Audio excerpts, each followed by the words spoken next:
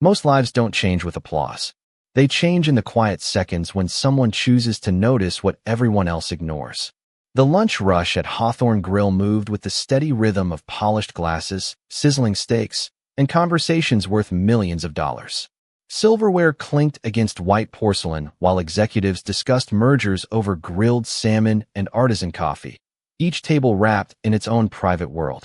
Emily Carter weaved through the crowded dining room with calm precision, balancing 2 dinner plates on one arm while greeting a regular customer with the same gentle smile she offered every stranger. At 27, she had learned that kindness cost nothing, even on the longest shifts.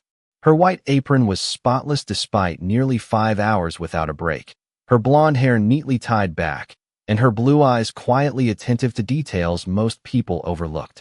She noticed empty water glasses before guests asked for refills. She remembered birthdays without checking reservation notes. She could recognize stress in someone's face long before they admitted they were having a difficult day. It was a gift she never spoke about, because gifts like that rarely appeared on resumes. Across the dining room, a black SUV stopped outside the restaurant. Several heads turned instinctively. Nathan Brooks stepped through the entrance with the confidence of a man accustomed to every room adjusting itself around him. At 42, the billionaire founder of Brooks Global Logistics had become one of the most recognizable business leaders in America. His tailored navy suit fit perfectly, but the faint shadows beneath his gray eyes suggested another week filled with overnight flights, endless meetings, and too little sleep. The hostess greeted him warmly, leading him toward his usual corner table near the large windows overlooking downtown Chicago. Employees whispered his name as they often did whenever he arrived. Some admired his success. Others feared his reputation for impossible standards. Emily simply picked up a menu and walked toward him without changing her expression. To her, he was another guest who deserved respect, nothing more and nothing less. "Good afternoon, Mr. Brooks," she said softly as she placed a glass of ice water on the table. "Would you like your usual grilled chicken salad today, or are you thinking of something different?" Nathan barely glanced up from the financial report glowing on his tablet. "The salad is fine. Black coffee. No sugar." His voice was polite but distracted. Emily nodded and quietly wrote the order before heading toward the kitchen. Halfway there, she paused. Something felt different. Nathan had ordered black coffee hundreds of times before. Today, the untouched glass of water remained exactly where she had left it.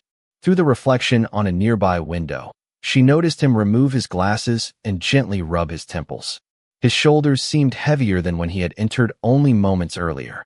She continued walking, telling herself it was probably another exhausting workday. Yet a quiet thought refused to leave her mind. Minutes later, she returned carrying his lunch. Nathan thanked her absent-mindedly, without lifting his eyes from another stream of emails. Emily placed the plate in front of him and stepped away, but not before noticing something almost invisible. His right hand hesitated for just a fraction of a second as he reached for the fork. A slight tremor. Barely noticeable. Barely real. Anyone else would have missed it completely. She moved on to another table, delivering burgers to a family visiting from Indiana, laughing gently as a little boy proudly announced he had finished 3rd grade that morning. Around her, the restaurant remained comfortably noisy. Glasses clinked. A birthday celebration erupted into cheerful applause near the bar. Someone requested another basket of warm bread. Life continued exactly as it always had. Yet every few moments, Emily's eyes drifted back toward the corner table. Nathan had barely touched his food. His coffee sat untouched. His complexion seemed unusually pale beneath the afternoon sunlight pouring through the windows. Then she noticed him blink several times in quick succession before gripping the edge of the table, as though the room had shifted beneath him. No one else seemed to notice. Not his assistant, typing quietly across from him. Not the nearby guests enjoying expensive lunches. Not even the manager greeting new arrivals near the entrance. Emily slowly set down the tray she was carrying. Her heartbeat remained steady, but something deep inside her whispered the same message again and again. Pay attention. Sometimes the smallest signs arrive just before the biggest moments. And within the next few seconds, the ordinary afternoon inside Hawthorne Grill would become the day neither Emily Carter nor Nathan Brooks would ever forget. Emily did not run. She did not panic. Experience had taught her that fear spread faster than facts, and once panic reached a crowded dining room, clear thinking became much harder. She quietly walked toward Nathan's table, while another waitress automatically picked up the tray Emily had left behind, assuming she was simply checking on an important guest. Nathan attempted to straighten his posture, but the movement seemed unusually slow.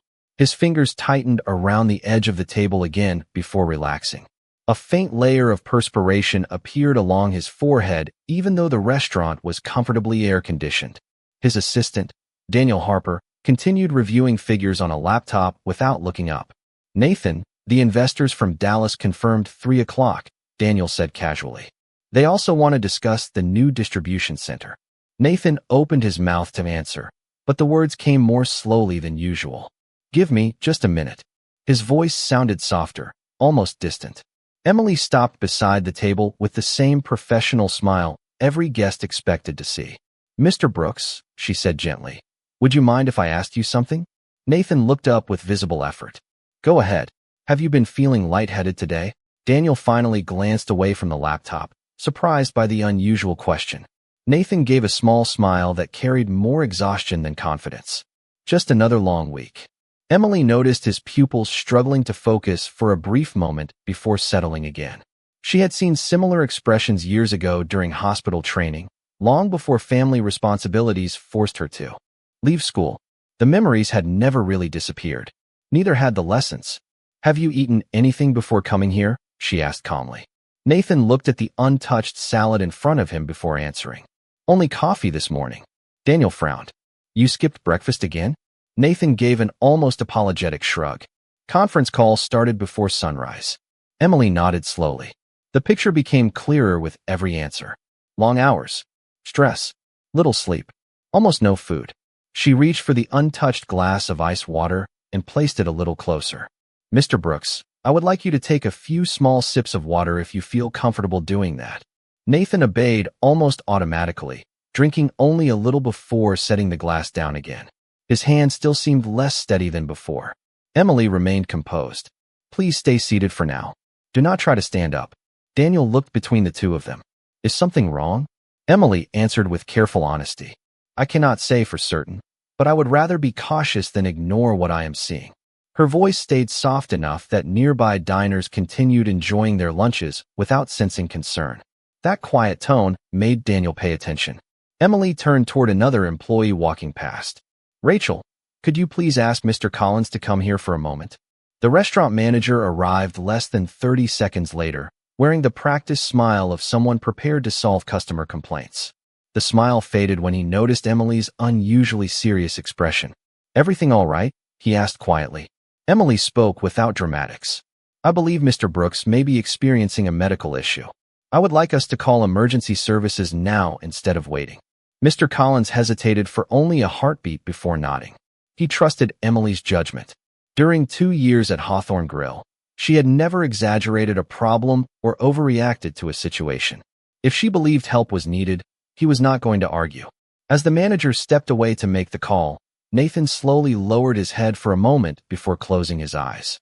Daniel immediately leaned forward.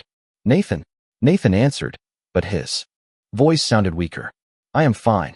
Emily offered a reassuring smile that somehow carried both confidence and compassion. You do not have to prove that right now. Those simple words settled the tension around the table.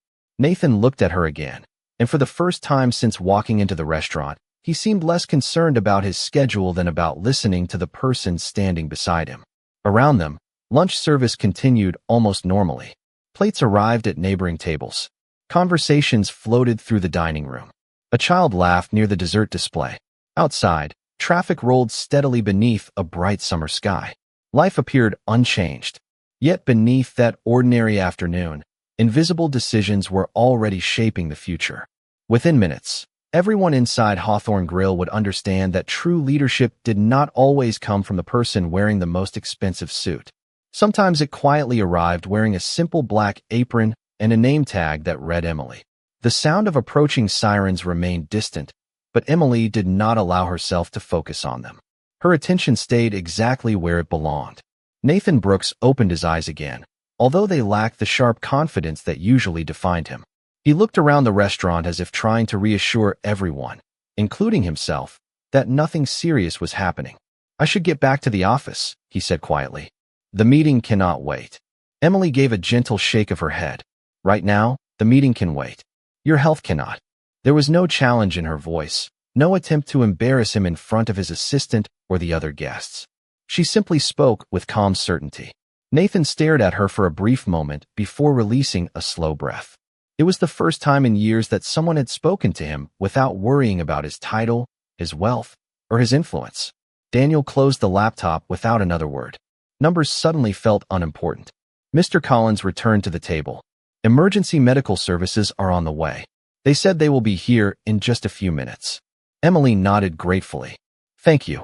Nathan shifted slightly in his chair, then paused as another wave of dizziness crossed his face. Emily noticed it immediately. Please stay exactly where you are, she said. Take slow breaths. There is no need to rush anything. Around them, the restaurant staff quietly redirected guests away from the corner section without creating unnecessary concern. A nearby family continued enjoying lunch, unaware that only a few feet away an ordinary afternoon had quietly become something unforgettable. Emily knelt just enough to bring herself closer to Nathan's eye level without making him feel helpless. Can you tell me if you have any medical conditions I should know about? Nathan answered after a moment. Low blood pressure. Once before, several years ago. My doctor warned me not to skip meals. Daniel lowered his head with visible frustration. You promised you would take better care of yourself after the annual physical. Nathan gave a tired smile. Apparently, I have not been keeping that promise. Emily listened carefully. Every answer confirmed what she had suspected from the beginning. She was grateful he had remained conscious and responsive. She knew that simple observations, made early enough, often mattered more than dramatic actions taken too late. The entrance doors opened as two emergency medical technicians entered carrying their equipment with calm professionalism. Emily immediately stepped back just enough to give them room while offering a concise explanation. Male, 42 years old. He reported skipping breakfast, working since early this morning, became pale, developed mild hand tremors, dizziness, and weakness. He remained alert throughout. I asked him to stay seated, and emergency services were contacted immediately. One of the technicians looked at her with quiet appreciation. Thank you. That helps a great deal. They began their assessment, while Nathan cooperated without resistance. Daniel stood nearby, his concern now impossible to hide. The dining room grew noticeably quieter as nearby conversations slowed. People were not staring because someone was famous. They were watching because kindness naturally drew attention. After several minutes, one of the technicians looked toward Nathan with a reassuring smile. Your blood pressure is lower than it should be. Based on what we are seeing, it appears that early intervention and remaining seated likely prevented your condition from becoming more serious. We would still like to take you to the hospital for a complete evaluation. Nathan nodded slowly. I understand. Before standing, he turned toward Emily. His expression carried something completely unfamiliar to the billionaire who rarely depended on anyone. It was simple gratitude. Thank you, he said quietly. You noticed what everyone else missed. Emily smiled with genuine warmth. I only paid attention.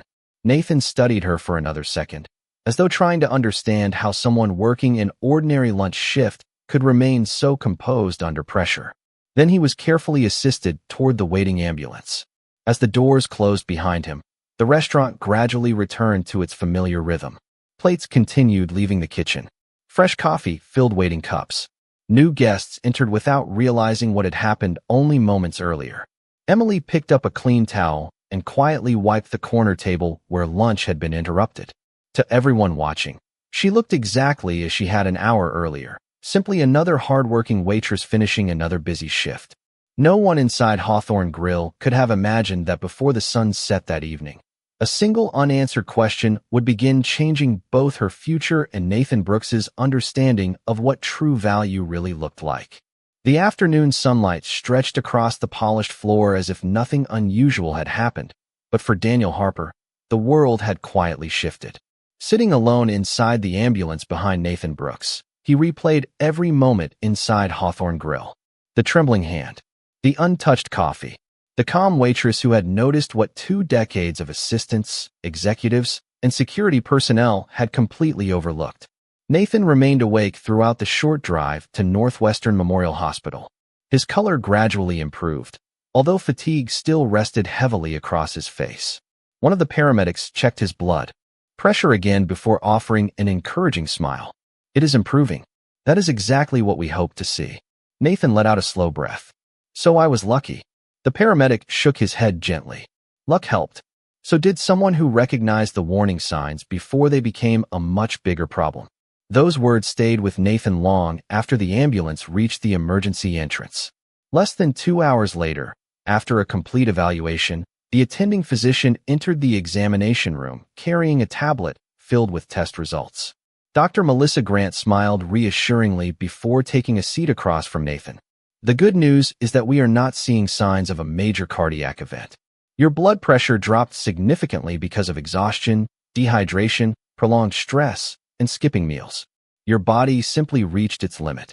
Nathan leaned back quietly. How close was I to something more serious? Dr. Grant chose her words carefully. "Closer than you probably realize. Had you attempted to push through the dizziness, insisted on standing, or delayed getting evaluated, your condition could easily have worsened.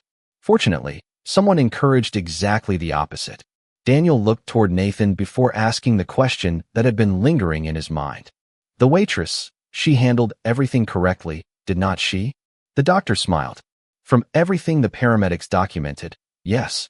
Remaining calm, recognizing the symptoms early, encouraging him to stay seated, and contacting emergency services promptly were all appropriate decisions. She did not try to become the doctor. She simply made sure valuable time was not lost. Nathan lowered his eyes toward his folded hands. Throughout his career, he had built companies by making rapid decisions with incomplete information. He had believed that speed was always the greatest advantage. Yet today, the person who had truly changed the outcome was someone who first chose to slow everything down. Meanwhile, back at Hawthorne Grill, the lunch rush had finally settled into a quieter afternoon. Emily carefully stacked clean coffee cups while another waitress, Rachel Simmons, walked beside her carrying fresh linens. "Emily," Rachel said softly, "I have worked here for 6 years, and I have never seen anyone stay that calm during something like today." Emily smiled without looking up. "People need calm more than panic." Rachel laughed gently. "You make it sound so simple." Emily placed another cup on the shelf before answering. "Simple does not always mean easy." Mr. Collins stepped out of his office carrying a small envelope. "Emily, your shift ends in 20 minutes. I wanted to thank you." She looked surprised. "I was only doing what I thought was right." "Exactly," he replied. "Most people say that after the fact. Very few actually do it when the moment arrives." Emily accepted the envelope, assuming it contained next week's schedule. She slipped it into her bag without opening it. To her, the afternoon was already becoming another memory among hundreds of ordinary workdays. She had no expectation that the billionaire would remember her name once he recovered. That was never why she had helped him. As evening approached, Nathan stood quietly beside the hospital window overlooking Chicago. Hundreds of people hurried along the sidewalks below, each carrying invisible burdens of their own. Meetings, bills, families, dreams. He suddenly wondered how many extraordinary people he had overlooked simply because they wore ordinary uniforms. Turning toward Daniel, he spoke almost to himself. "Find out who Emily Carter really is." Daniel nodded. "You think there is more to her story?" Nathan looked back toward the city lights beginning to appear against the fading sky. People do not stay that composed under pressure by accident. Somewhere along the way, life taught her lessons that no classroom alone could teach. I would like to know what those lessons were. Daniel Harper had spent nearly 15 years working beside Nathan Brooks, and one lesson had remained constant throughout those years. Nathan never asked questions without intending to find real answers. Early the next morning, Daniel sat alone in his office reviewing a thin folder that had arrived much faster than expected. He frowned almost immediately. The employment record was ordinary. Emily Carter had worked at Hawthorne Grill for just over 2 years. Before that, she had held part-time positions at a neighborhood bookstore and a grocery store while caring for a family member. Nothing about the report explained the remarkable confidence she had shown during yesterday's emergency. That cannot be the whole story, Daniel whispered to himself. He requested a second review, this time asking for educational history rather than financial records. Less than an hour later, another document appeared on his screen. Daniel slowly leaned back in his chair. Emily Carter had attended the University of Illinois College of Nursing. 3.5 years completed. Excellent academic standing. Clinical evaluations consistently described her with the same words. Calm, observant, compassionate, reliable under pressure. Then, without warning, the records ended. Withdrawal before graduation. No disciplinary action. No academic problems. Simply withdrawn. Daniel carried the file directly to Nathan's office. Nathan looked noticeably healthier than the previous afternoon. His physician had insisted on lighter hours for the next several weeks, and for perhaps the first time in decades, he had agreed without argument.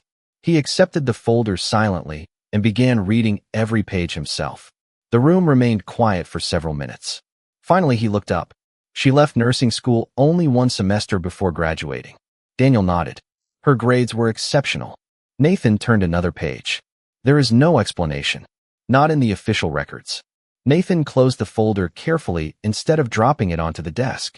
People rarely abandon dreams they worked that hard to build unless life gives them no choice. At that exact moment, several miles away, Emily unlocked the front door of a modest brick house on a peaceful residential street. The morning sunlight filtered through lace curtains as the familiar smell of fresh coffee drifted from the kitchen. "Good morning, Mom," she called softly. Margaret Carter smiled from the dining table where a collection of prescription bottles sat neatly beside a crossword puzzle. "You are home earlier than usual." Emily kissed her mother's forehead before setting 2 grocery bags onto the counter. "Mr. Collins let me leave after breakfast service today." Margaret studied her daughter's face with a mother's quiet intuition. "Something happened yesterday, did not it?" Emily hesitated before smiling. "A customer became ill at the restaurant. Everything turned out all right." Margaret reached across the table and gently squeezed Emily's hand. "You helped him." Emily shrugged modestly. "Anyone would have." Margaret laughed softly. "No, sweetheart. Anyone could have. Not everyone would have." Emily looked away, pretending to organize groceries so her mother would not notice the emotion in her eyes. Their home was small but carefully maintained. The furniture had been repaired more than replaced. Family photographs filled one wall, capturing birthdays, graduations, and happier years before illness had quietly changed everything. Emily glanced toward a framed photograph from 4 years earlier. She stood wearing nursing student scrubs, proudly holding a certificate after completing another successful clinical rotation. Her smile in that picture carried limitless hope. She still remembered the phone call that had arrived only 3 days later. Her mother's diagnosis, the mounting medical bills, the impossible decision that followed. Tuition or treatment, graduation or family. Emily had never believed it was truly a choice. She simply did what love required. She never returned to finish her final semester. That afternoon, after making sure her mother had everything she needed, Emily quietly left for another shift at Hawthorne Grill. She tied on the same black apron, greeted the same coworkers, and welcomed the same lunchtime guests with the same gentle smile. Nothing about her appearance suggested she had once stood only months away from becoming a registered nurse. Nothing revealed the sacrifices hidden behind her ordinary routine. She never spoke about what she had given up because she had long ago decided that dignity did not need an audience. Yet somewhere across the city, a billionaire continued reading the final page of a file that answered only one question while creating many more. For the first time in years, Nathan Brooks realized that the most valuable people were often the ones whose greatest accomplishments never appeared on business reports, social media profiles, or headlines. Sometimes they simply carried trays through crowded restaurants while quietly protecting dreams they had placed on hold for someone they loved. 3 days passed before Nathan Brooks returned to his office, but something inside him had changed in ways no medical report could measure. His calendar remained full, yet he found himself pausing between meetings instead of rushing into the next one. He drank water when reminded. He accepted lunch invitations instead of working through them. Even his executive team noticed the difference, although no one understood what had caused it. Late that afternoon, Nathan stood beside the floor-to-ceiling windows overlooking the Chicago skyline, while Daniel entered carrying another folder. "I found something else," Daniel said. Nathan turned around. "About Emily?" Daniel nodded. "Not from an investigator. I spoke with one of her former nursing professors." Nathan gestured for him to continue. Professor Helen Morris remembered her immediately. She said Emily was one of the strongest students she had ever taught. During emergency simulations, everyone else reacted according to the textbook. Emily reacted according to the patient. She always noticed the little things first. Nathan listened without interrupting. Daniel opened the folder and read one handwritten note from an old evaluation. Exceptional clinical judgment. Maintains composure under pressure. Patients naturally trust her because she makes them feel safe. Nathan slowly smiled. That sounds exactly like the woman I met. Daniel closed the folder. The professor also said Emily never told anyone why she left. She simply thanked the faculty for everything they had taught her and disappeared. Silence settled across the office. Nathan finally spoke. Some people leave because they lose hope. Others leave because someone they love needs them more. Across the city, Emily finished another lunch shift before taking a city bus to the neighborhood pharmacy. She picked up her mother's prescription, carefully comparing prices before choosing the generic medication that would stretch another month within her budget. The pharmacist smiled kindly. Tell your mother we are thinking about her. Emily thanked him before walking the remaining 4 blocks home beneath a warm spring sky.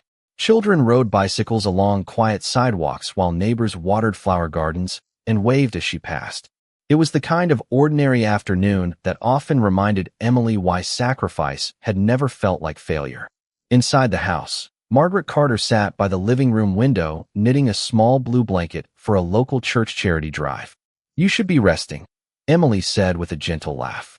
Margaret looked up with bright eyes. Keeping my hands busy helps my heart stay hopeful. Emily sat beside her mother, placing the prescription bag on the coffee table. The doctor says your numbers keep improving. Margaret smiled. Because someone refuses to give up on me. Emily shook her head. We are simply taking one day at a time. Margaret studied her daughter quietly before asking, do you ever miss nursing school? Emily looked toward the family photographs covering the opposite wall. For several seconds, she said nothing.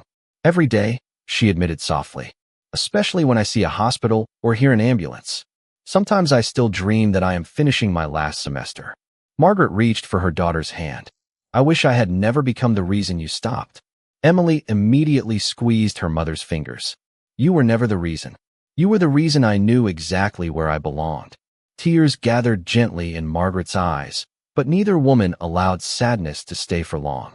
Love had always been stronger than regret inside that little house. The following morning, Nathan asked his assistant to cancel one meeting and replace it with something far less familiar. I want to visit Hawthorne Grill again, he said. Daniel looked surprised. For lunch. Nathan smiled thoughtfully. No, for a conversation. At that very moment, Emily tied on her black apron and greeted another line of customers waiting for breakfast. She had no idea that the quiet decision she made 3 days earlier had continued echoing far beyond the restaurant walls. She believed life had already returned to normal. She did not realize that true gratitude rarely announces itself with loud speeches or expensive gifts. Sometimes it arrives quietly, carrying nothing more than sincere respect for someone who chose compassion when nobody was watching. When Nathan Brooks stepped through the front doors of Hawthorne Grill the following afternoon, the restaurant looked exactly as it had every other day. The lunch crowd filled the tables with familiar conversations, coffee steamed from fresh cups, and servers moved gracefully between guests carrying trays balanced with practiced confidence. Yet to Nathan, nothing felt quite the same. He was no longer entering as the billionaire everyone recognized. He was returning as the man whose life had quietly been redirected by someone most people barely noticed. Emily was arranging silverware near the service station when she looked up and saw him. For the briefest moment, surprise crossed her face before it settled into the same warm professionalism she offered every customer. Good afternoon, Mr. Brooks, she said with an easy smile. It is good to see you looking much better. Nathan smiled in return. Thanks to someone who convinced me to stay in my chair. Emily laughed softly. I think your doctors deserve most of the credit. I have already thanked them, Nathan replied. Today I came to thank the person who gave them the opportunity to help. Emily seemed slightly uncomfortable with the attention. She glanced around the busy dining room before speaking quietly. Would you like your usual table? Nathan shook his head. Actually, if your manager allows it, I was hoping we could talk for a few minutes after your shift. Emily hesitated. She had learned through experience that wealthy people often expressed gratitude in ways that made her uneasy. Expensive gifts, generous checks, or favors she could never repay. She respected kindness, but she guarded her independence carefully. "I finish at 4 o'clock," she answered politely. "If you do not mind waiting, I will be here." For the next 2 hours, Nathan remained in the restaurant, ordering a simple lunch and spending more time observing than eating. He noticed how Emily greeted elderly customers by name, how she knelt beside a little girl to ask whether she wanted extra strawberries with her pancakes, and how she quietly carried a tray to a veteran whose hands shook enough to make balancing a plate difficult. None of those moments attracted applause. Most people never even noticed them. Nathan did. Every small act carried the same quiet dignity she had shown during his medical emergency. She never hurried someone who needed extra time. She never made anyone feel like an inconvenience. By the time the afternoon crowd began thinning, Nathan understood something no business report could measure. Character revealed itself most clearly in ordinary moments. At exactly 4 o'clock, Emily untied her apron, thanked her co-workers, and walked toward the small patio outside the restaurant where Nathan was waiting beneath the shade of a maple tree. Chicago traffic flowed steadily behind them, while a cool breeze carried the scent of freshly cut grass from a nearby park. Nathan stood as she approached. "Thank you for staying." Emily folded her hands comfortably in front of her. "You wanted to talk." Nathan looked at her for a moment before speaking. "I read about your nursing education." Emily's expression changed almost imperceptibly. She was not angry, only surprised. "I see. You were 1 semester away from becoming a registered nurse." She nodded gently. "That is true. Why did you leave?" Emily lowered her eyes toward the sidewalk for several seconds. When she finally answered, there was no bitterness in her voice. "Because sometimes life asks a question that school cannot answer. My mother needed full-time care. Tuition could wait. She could not." Nathan felt those simple words settle heavily in his heart. There was no dramatic speech, no complaint about unfairness, only quiet acceptance of a difficult choice. "Do you regret it?" he asked softly. Emily smiled, although her eyes reflected years of sacrifice. "I regret that illness exists. I do not regret choosing my mother." Nathan nodded slowly. In boardrooms he had negotiated billion-dollar agreements using logic and strategy. Standing beside this quiet waitress, he realized that the most important decisions in life were often made without contracts, headlines, or witnesses. They were simply acts of love. And in that quiet conversation beneath an ordinary tree outside an ordinary restaurant, Nathan Brooks made a decision of his own, one that would soon change not only Emily Carter's future, but the lives of many people neither of them had ever met. Emily remained quiet after Nathan finished speaking. The afternoon breeze gently stirred the leaves above them, and for a few peaceful moments neither of them felt the need to fill the silence. Finally, Nathan reached into the inside pocket of his jacket and removed a simple cream-colored envelope. There was no company logo printed across the front, no dramatic presentation. He held it out carefully. "I would like you to read this before deciding anything." Emily accepted the envelope with cautious curiosity. Inside was a single letter. She unfolded it slowly. The first line immediately caught her attention. It was not a check. It was not a contract. It was an invitation. Brooks Global Foundation was establishing a new medical education scholarship for students whose education had been interrupted because they chose to care for an immediate family member. The first scholarship recipient had already been selected. Emily Carter. Full tuition. Required books. Clinical fees. Examination costs. Everything needed to complete her final semester and earn her nursing degree would be covered. Emily looked up almost immediately. "I cannot accept charity." Nathan smiled gently, having expected exactly that response. "Then do not think of it as charity." She lowered her eyes back to the letter. "It feels like payment." "No," Nathan replied softly. "Payment is given because someone owes a debt. Gratitude is different." Emily folded the letter carefully before handing it back. "Mr. Brooks, I helped you because it was the right thing to do. If someone else had been sitting at that table, I would have done exactly the same." Nathan nodded. 2 years later, the auditorium at the University of Illinois College of Nursing filled with quiet excitement as families gathered to celebrate a new graduating class. Cameras flashed, proud parents adjusted their seats, and professors smiled as they watched students wearing blue academic gowns prepare for the moment they had dreamed about for years. Among them stood Emily Carter. The same calm blue eyes that had once scanned a crowded restaurant now reflected something different. Not relief. Not pride alone. Gratitude. Margaret Carter sat in the front row, healthier than she had been in years. Her strength had slowly returned through treatment, careful medical care, and the unwavering devotion of the daughter who had refused to leave her side when life became difficult. She held a neatly folded tissue in one hand long before the ceremony even began, already knowing she would need it before the afternoon was over. When Emily's name echoed through the auditorium, the applause rose warmly from every direction. She walked across the stage with the same quiet confidence that had once guided her through a crowded dining room on an ordinary afternoon.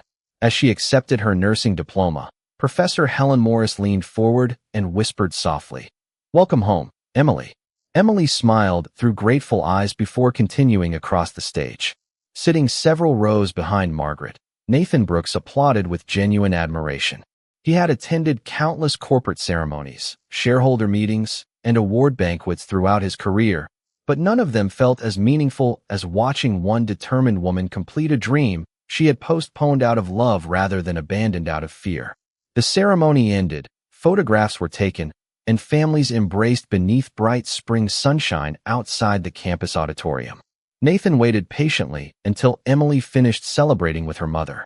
When she finally walked toward him, she was no longer wearing an apron. Around her neck rested the white nursing pin she had worked so hard to earn. "Congratulations," Nathan said warmly. Emily smiled. "Thank you for giving me the chance to finish." Nathan gently shook his head. "I only opened a door. You were the one who walked through it." Several months later, Emily began working as a registered nurse at Northwestern Memorial Hospital. Her colleagues quickly discovered what her professors had always known. She listened before speaking. She noticed details others overlooked. She treated every patient with the same respect whether they arrived in designer suits or work boots. One quiet autumn morning, a familiar name appeared on the appointment schedule. Nathan Brooks had arrived for a routine wellness examination, honoring the promise he had made to take better care of himself. As he waited in the examination room, the door opened gently. Emily entered carrying a tablet and a warm smile. "Good morning, Mr. Brooks," she said. "It is nice to see you again." Nathan laughed softly. "The last time we met, you were telling me to stay in my chair." Emily looked up from the chart with a playful smile. "Today I am still going to give you instructions. The difference is that now it is officially part of my job." They both laughed quietly. For a moment, neither billionaire nor nurse thought about the titles that separated their worlds. They simply remembered one ordinary afternoon that had quietly changed both of their lives. Before leaving the hospital, Nathan paused beside a plaque mounted near the education center. It read, "The Emily Carter Medical Scholarship, created to honor those who place compassion before themselves and to ensure that caring for family never ends a calling to care for others." Beneath the inscription were photographs of several new scholarship recipients beginning nursing school that year. Emily stood beside him reading the names. "They are the real success story now," she said softly. Nathan nodded. "Because one person reminded me that the greatest investment is not made in companies. It is made in people." As they walked toward the hospital lobby, patients, visitors, nurses, physicians, and volunteers moved quietly through the halls, each carrying unseen stories of hope, worry, love, and resilience. Emily disappeared into another patient room, answering the next call for help without expecting recognition. Nathan watched for only a moment before continuing toward the exit with a grateful smile. Some people spend their lives searching for extraordinary heroes, never realizing they have already passed them in restaurants, grocery stores, classrooms, or hospital corridors. They are often the quiet ones who notice what others miss, who choose compassion before convenience, and who change lives without asking anyone to remember their names. Because in the end, true greatness is rarely announced. It is simply revealed through ordinary kindness at exactly the right moment.